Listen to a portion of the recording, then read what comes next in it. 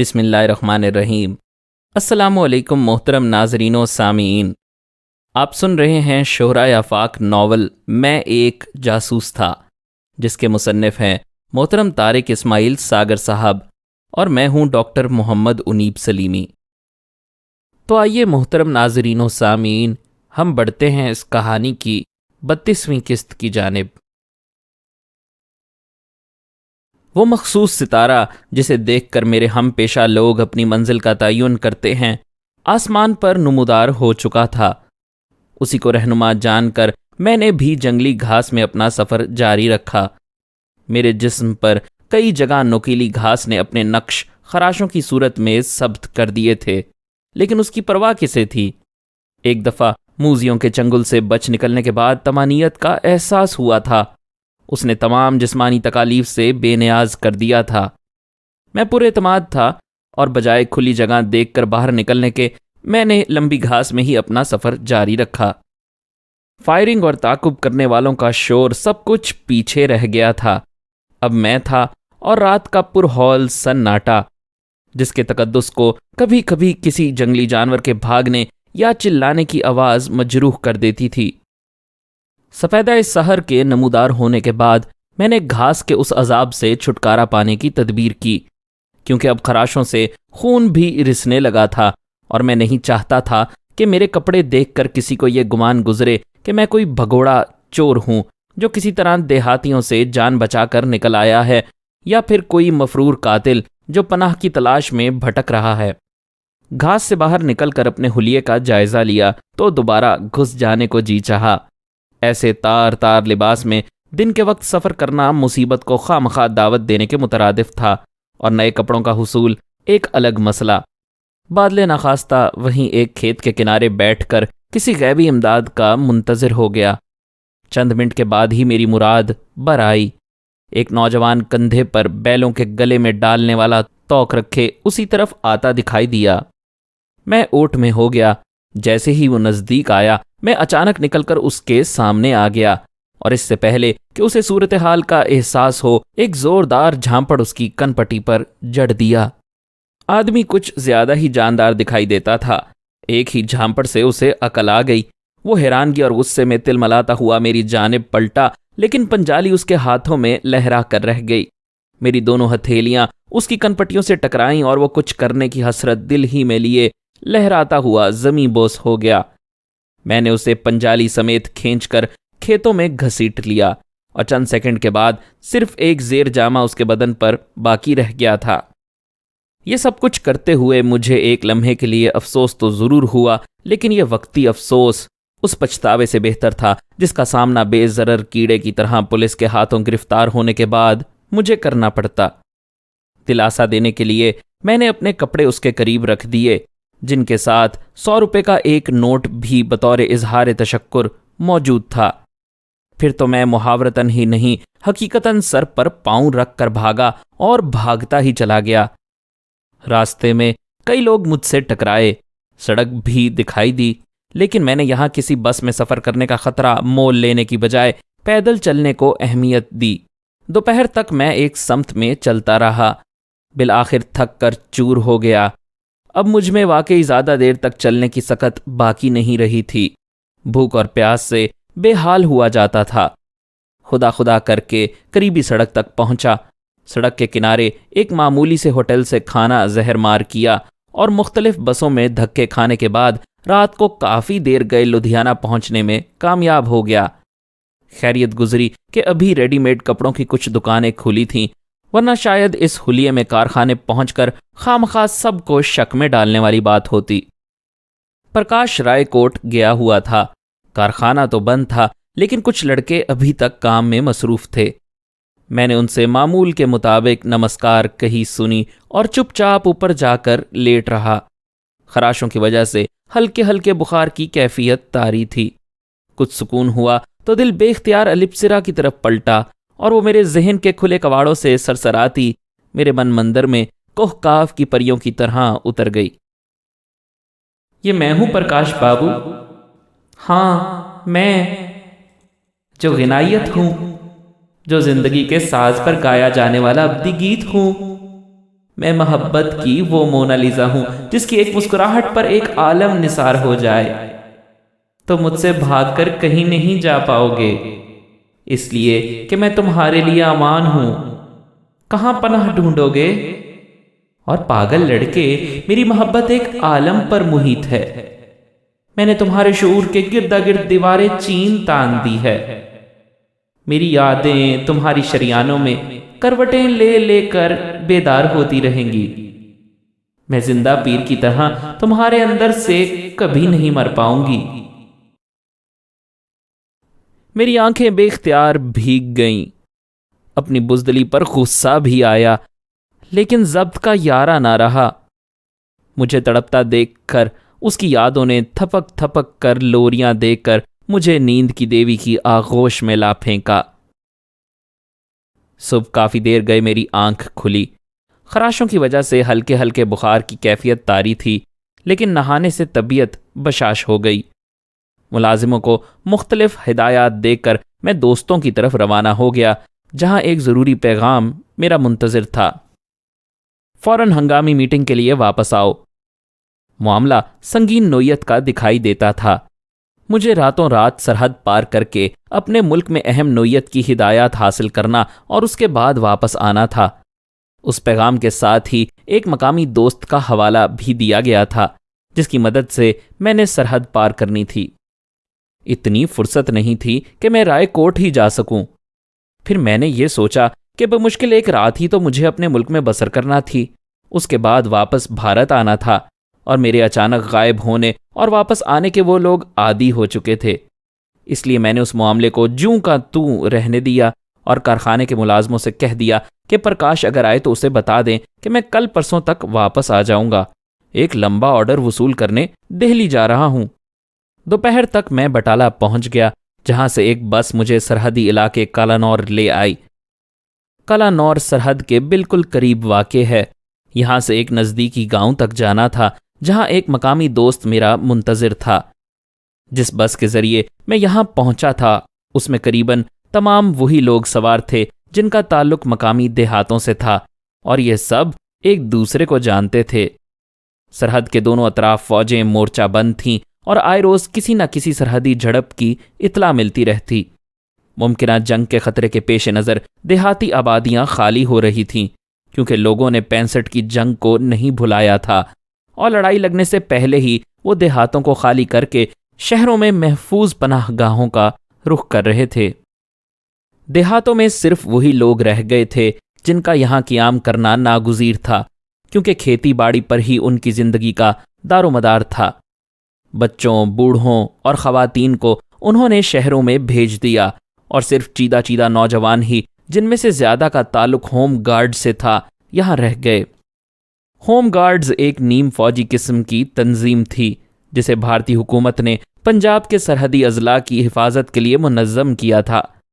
یہ فوج کے تربیت یافتہ رضاکار تھے، جن کو ضروری اسلحہ فراہم کر کے اپنے اپنے گاؤں کی نگرانی پر مامور کر دیا گیا تھا۔ اپنی دانست میں بھارتی حکومت نے کسی پہلو سے غیر ملکی مداخلت کی گنجائش یہاں نہیں چھوڑی تھی۔ سرحدی علاقوں میں سب سے پہلے BSF متعین تھے، اس کے بعد ہوم گارڈز، اور سب سے بڑھ کر پولیس، جس کی نفری سرحدی تھانہ جات میں دگنی کر دی گئی تھی۔ چپے چپے پر فوج مورچہ بند تھی، اور ہزاروں کی تعداد میں سویلین اور آرمی کے انٹیلیجنس کے سدھائے ہوئے ملازمین اس کے علاوہ تھے۔ ان تمام انتظامات کے علاوہ ایک بہت بڑا خطرہ یہاں کے مقامی مخبر تھے۔ ہر گاؤں سرپنچ کے لیے ضروری تھا کہ وہ اپنے مخصوص کردہ آفیسر کو روزانہ گاؤں کے ارد گرد ہونے والے واقعات اور وہاں آمد و رفت رکھنے والے اجنبیوں سے آگاہی بہم پہنچائے۔ دیہاتیوں کے بھیس میں قریباً تمام سرحدی دیہاتوں میں CID کے آدمی قیام پذیر تھے، جو ان دیہاتوں میں آنے والے ہر اجنبی پر کڑی نظر اور پل پل کی خبر رکھتے تھے۔ کسی بھی ایسے شخص پر جو ماضی میں بھی کبھی اسمگلنگ میں ملوث رہا تھا، خفیہ پولیس عذاب کی طرح مسلط تھی۔ آئے روز انہیں وطن دشمن سرگرمیوں کے الزام میں پکڑ کر عقوبت خانوں میں لے جاتے، اور ان پر ایسے ایسے مظالم توڑے جاتے کہ خدا کی پناہ۔ بڑے بڑے اسمگلروں کو حکومت نے مجبور کر دیا تھا کہ وہ اپنے سرحد پار کے ساتھیوں کو دھوکے سے بلوائیں اور گرفتار کروا دیں۔ ان حالات میں جب دوستیاں بھی مشکوک ہو گئی تھیں، میں نے اس طرف کا رخ کیا تھا۔ بس سے اترنے والے قریباً تمام مسافر مڑ مڑ کر میری طرف استفسارانہ نظروں سے دیکھ رہے تھے۔ میں انہی کے رنگ میں رنگا تھا اور کافی غور کے بعد بھی کوئی یہ اندازہ نہ لگا پایا کہ میں یہاں اجنبی ہوں، لیکن اب معاملہ دوسرا آن پڑا تھا۔ کہاں جاؤ گے؟ بس سے ابھی چند قدم ہی چل پایا تھا کہ میرے قریب سے گزرتے ایک سکھ جس نے اپنی شخصیت چھپانے کی ناکام کوشش کی تھی نے مجھ سے دریافت کیا۔ سراں والی، میں نے مختصر سا جواب دیا۔ کس کے پاس؟ سرون سیہا، اپنا رشتہ دار ہے، میں نے سکھوں والے مخصوص لہجے میں کہا۔ کہاں سے آئے ہو؟ بٹالے سے۔ بٹالے میں کون سی جگہ؟ ہاتھی دروازہ۔ اچھا، میجسٹک سنیما کے پاس، اس نے داؤ مارا۔ مہاراج جی، پورے بٹالے میں میجسٹک نام کی کوئی چیز نہیں پائی جاتی، آپ امرتسر کی بات تو نہیں کر رہے؟ میں نے اس کے پہلے ہی حملے کا ایسا منہ توڑ جواب دیا کہ وہ جھینپ سا گیا اور کھسیانی ہنسی ہنسنے لگا۔ یار برا نہ منانا، دراصل میرے رشتہ دار بھی وہیں رہتے ہیں، مجھے جگہ کا نام یاد نہیں آ رہا۔ اس نے یہ بالکل فضول سا بہانہ کیا تھا کیونکہ کالانور کا کوئی بھی رہائشی ایسا نہیں تھا جسے روزانہ بٹالے یا گرداسپور نہ جانا پڑے۔ بہرحال میں نے خدا کا شکر ادا کیا کہ ایک بلا تو ٹلی۔ سراں والی، میں نے اس سے پہلے کبھی نہیں دیکھا تھا، لیکن اس کا نقشہ میرے ذہن میں محفوظ تھا کیونکہ یہاں کسی سے پوچھنے کا خطرہ مول نہیں لیا جا سکتا تھا۔ میں اندازے کے مطابق سراں والی کی طرف گامزن تھا جو یہاں سے بمشکل 1.5 فرلانگ کے فاصلے پر صاف دکھائی دے رہا تھا، لیکن اس دوران میں بھی 2 مزید افراد مجھ سے پوچھ گچھ کر چکے تھے۔ گاؤں کے باہر قریباً چاروں اطراف میں مسلح افواج مورچہ بند تھیں اور سرسبز لہلہاتے کھیتوں میں انہوں نے بارودی سرنگیں دبا کر ان کے حسن کو گہنا دیا تھا۔ جیسے تیسے کر کے میں سرون سنگھ کے گھر تک پہنچ گیا۔ مجھے دیکھتے ہی اس کی باچھیں کھل گئیں۔ جی آیا نو کہہ کر وہ مجھ سے لپٹ گیا۔ میرے تو وہم و گمان میں بھی یہ بات نہیں آ سکتی تھی کہ وہ مجھ سے کوئی چال چلنے والا ہے، کیونکہ میرے نزدیک تو وہ قابل اعتماد دوست تھا، لیکن میرے اندازے غلط ثابت ہوئے۔ سرون سنگھ بھی بھارتی انٹیلیجنس کے ہاتھوں بک چکا تھا اور اب ڈبل ایجنٹ کا رول ادا کر رہا تھا۔ مہاراج جی، حالات بڑے خطرناک ہیں، احتیاط کرنی ہوگی، اس نے مجھ سے الگ ہوتے ہوئے بڑے رازدارانہ انداز میں کہا۔ کیا مطلب؟ مجھے اس کی یہ بات کچھ عجیب سی لگی۔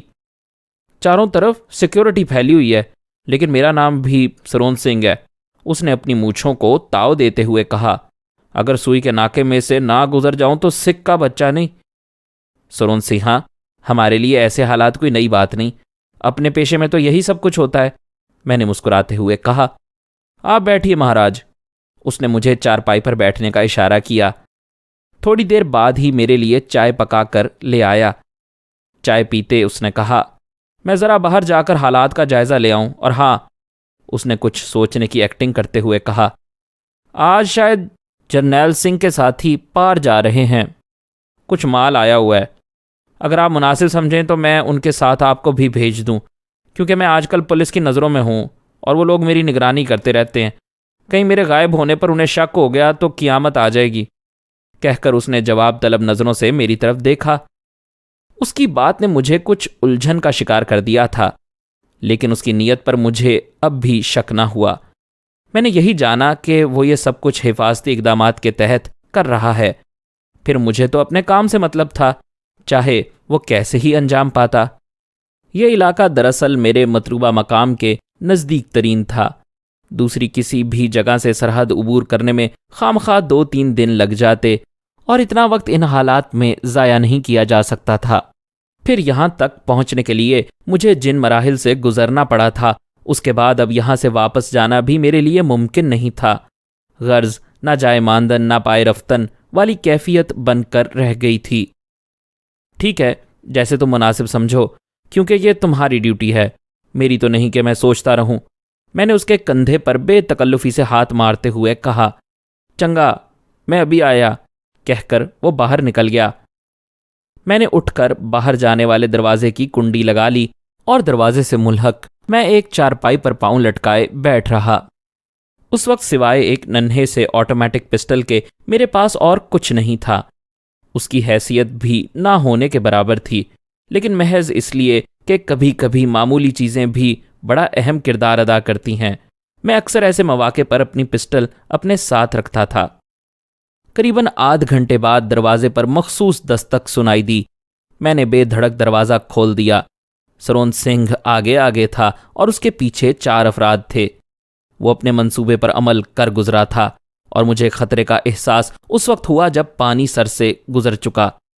आने वाले गो के सिविलियन लिबास पहने हुए थे, लेकिन उनकी मखसूस वज़ाकता ने मुझे उनकी असलियत का एहसास दिला दिया। सरोन सिंह, जनरल सिंह वगैरह के भेस में मिलिट्री इंटेलिजेंस के आदमियों को ले आया था। नौवार्दों ने मामले की संगीनी का अंदाज़ा पहले से कर लिया था, इसीलिए वो पूरी मंसूबाबंदी के साथ आए थे। मैंने उछलकर सबसे आगे आने वाले सरोन सिंह के पेट में जोरदार लात मारी, लेकिन मेरी तवक्कुआत के बरक्स वो बजाय उन लोगों पर गिरने के सामने दीवार से जा टकराया और नौवार्दों ने फुर्ती से पीछे हटते हुए पिस्टल निकाल लिए। Hands up! 3 पिस्टल बैक वक्त मेरी आंखों के सामने लहराए। मेरे हाथ मशीनी अंदाज में आहिस्ता आहिस्ता ऊपर उठते चले गए। वो लोग मुझे एक लम्हे की मोहलत देने के लिए तैयार नहीं थे। 2 आदमियों ने मेरे बाजू पीछे की तरफ मोड़े और तीसरे ने बड़ी फुर्ती का मुजाहिरा करते हुए मेरी दोनों कलाइयां मजबूती के साथ पहले से ही अपने पास मौजूद रस्सी के जरिए कसकर बांध दी।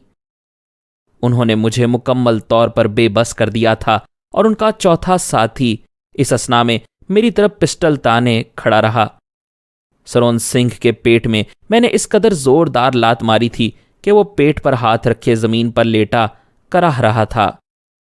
बेबस होते ही उन्होंने मेरी तलाशी ली, पिस्टल अपने कब्जे में लिया और उसके साथ ही वो वहशियों की तरह मुझ पर पल पड़े। उनमें से एक ने, जो कमांडर मालूम होता था, मेरे कमर में जोरदार लात रसीद कर दी। मैं अचानक हमले से आगे की समत लुढ़खड़ाया तो सामने खड़े हमला आवरों ने भी अपने कमांडर का अमल दोहराया और उसके साथ ही मुझ पर घूंसों और ठोकरों की बारिश होने लगी। मैं बेबसी से जमीन पर गिरा उन्हें देखता रहा। जब मार मार कर वो करीबन थक गए और मेरे भी चेहरे से खून बहने लगा तो उनमें से एक लंबे तड़ंगे शख्स ने मेरे सर के बाल मजबूती से पकड़कर मुझे जमीन से ऊपर उठाया और धक्के देते हुए आगे बढ़ा दिया। चंद लम्हों बाद ही सूरत हाल की संगीनी का एहसास मुझे हो गया। मैं गिरफ्तार हो चुका था और सरे शाम ही ऐसे इलाके में काबू आया था जहां से कोई चिड़िया भी पर मारकर बाहर जाने की ताब ना रखती थी। मेरे जहन ने फौरन मुस्तकबिल की मंसूबाबंदी की और मैंने सरोन सिंह को उनके सामने गालियां बकना शुरू कर दी। जलील आदमी, तूने सिर्फ 5 किलो अफीम के लालच में पकड़ाया है, लेकिन तू बचकर कहां जाएगा? सिक्योरिटी के आदमियों ने पहले तो उसे कोई चाल समझा और मुझे धक्के देते हुए बाहर ले आए, लेकिन उनमें से एक दो ने मशकूक नजरों से सरोन सिंह की तरफ घूरा जरूर था। बाहर निकलकर देखा तो एक जीप और मुसल्ला फौजी भी यहां मौजूद थे। गोया उन लोगों ने मेरे फरार के तमाम मुमकिना इम्कानात पर गौर करने के बाद ही यह कदम उठाया था। मेरी आंखों पर उन्होंने स्याह रंग की पट्टी बांध दी और दोनों कलाइयों में हथकड़ियां पहना दी। फिर मुझे करीबन घसीटते और गालियां देते हुए जीप तक ले आए। किसी ने गालियां देते हुए मेरी गर्दन पर इस जोर का मुक्का मारा कि मेरा सर जीप से टकराया और उसके किसी ऐसे हिस्से में चोट लगी कि मेरा जहन तारीखियों में डूबता चला गया। सिर्फ इतना याद रहा कि मेरे बेहोश होने से पहले किसी ने जोरदार थप्पड़ भी रसीद किए थे। उनके जहन में शायद ये बात थी कि मैं एक्टिंग कर रहा हूं, लेकिन जब उन्हें हकीकत का एहसास हो गया तो उन्होंने मुझे जीप में फेंक दिया। होश आया तो मैं किसी तंग सी कोठड़ी में चारों शाने चित पड़ा था, जिसके दरवाजे में 3 या 4 सलाखें लगी थीं, जिनसे मुझे अंदाजा हो गया कि यह सजा याफ्ता फौजियों के लिए मखसूस किस्म का सेल है जिसमें मुझे बंद किया गया है। पुख्ता सीमेंट से बने फर्श पर सिवाय मेरे जख्मों से रिसने वाले खून के और किसी शय का नामो निशान दिखाई ना देता था। मैंने चाहा कि उठकर बैठ जाऊं, लेकिन जैसे ही हाथ पांव हिलाने की कोशिश की, दर्द की एक तेज लहर उठी और मुझे तड़पा गई। बेख्तियार मैंने जिस्म ढीला छोड़ दिया। اپنے نچلے ہونٹ کو دانتوں میں دبا کر اٹھنے والے کرب کی لہروں کو کسی حد تک روکتے ہوئے کروٹ بدل کر کوٹھری کی دیوار کا سہارا لے کر دوبارہ اٹھنا چاہا تھا کہ اچانک باہر قدموں کی چاپ ابھری اور میں فوراً اسی پوزیشن میں چلا گیا، کیونکہ سوچنے سمجھنے کے مواقع مجھے ابھی تک میسر نہیں آئے تھے اور کسی نتیجے پر پہنچے بغیر میں ہوش میں آنا نہیں چاہتا تھا۔ رات کا غالباً دوسرا پہر تھا اور نہ جانے بے ہوشی کی اس کیفیت میں مجھے کتنے گھنٹے گزر گئے تھے۔ میں نے چپ چاپ آنکھیں بند کر لیں۔ ایک آواز کوٹھڑی کے قریب سے سنائی دی، ابھی تک ہوش میں نہیں آیا؟ اس کے ساتھ ہی مجھے یوں محسوس ہوا جیسے کسی نے ٹارچ کی روشنی مجھ پر پھینک کر صورتحال کا جائزہ لیا ہو۔ پھر دوسری آواز ابھری، بڑی دیر ہو گئی، کہیں مر نہ جائے۔ کیا خیال ہے؟ پہلی آواز دوبارہ آئی، میرا خیال ہے سر کو رپورٹ کر دیں۔ ٹھیک ہے۔ اس کے ساتھ ہی واپس جاتے قدموں کی آوازیں گونجیں۔ ان کے دفع ہوتے ہی میں جیسے تیسے اٹھ گیا اور کوٹھڑی کی دیوار سے ٹیک لگا کر بیٹھ گیا۔ میرا ایک ہاتھ بے اختیار سر کی طرف اٹھا جہاں ایک اور ننھے سے سر کا اضافہ ہو گیا تھا۔ چوٹ لگنے سے سر پھٹ گیا اور زخم کے گرد بال خون سے چکٹ گئے تھے۔ جسم کے جس حصے پر بھی میرا ہاتھ لگتا وہیں سے درد کی ایک تیز لہر اٹھتی۔ میرا سارا وجود دکھتے ہوئے پھوڑے میں بدل چکا تھا۔ ہماری ویڈیوز کو لائک اور شیئر کیجیے، کمنٹ سیکشن میں ہمیں اپنی رائے سے آگاہ کرتے رہیے۔ چینل کا سبسکرائبر بن کر بیل آئیکن دبائیں تاکہ آپ کو ہمارے نئے اپلوڈز کے متعلق نوٹیفیکیشنز ملتی رہیں۔